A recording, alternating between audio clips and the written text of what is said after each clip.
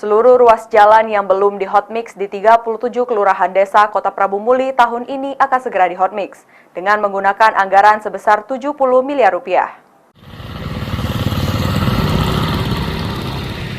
Menjelang akhir jabatan Wali Kota Prabu Muli Ridho Yahya dan Wawako Andriansyah Fikri, jalan pemukiman yang ada di Kota Nanas ditarget mulus.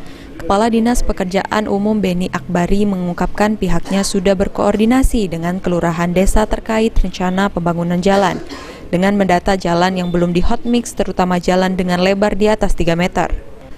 Meski jumlahnya belum bisa dipastikan, namun jalan yang akan di hotmix tersebar sejumlah kelurahan seperti di Sukajadi dan Anak Petai.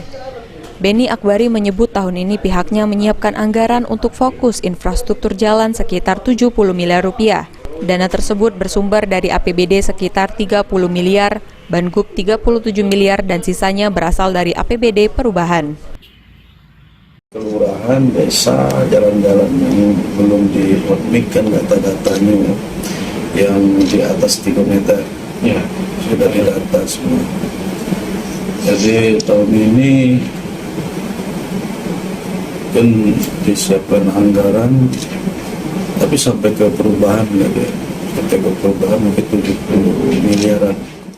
Kepala Dinas PU Prabu Muli memastikan dengan anggaran sebesar 70 miliar rupiah seluruh ruas jalan dengan rentang jarak pendek dapat di-cover dan selesai pada 2023.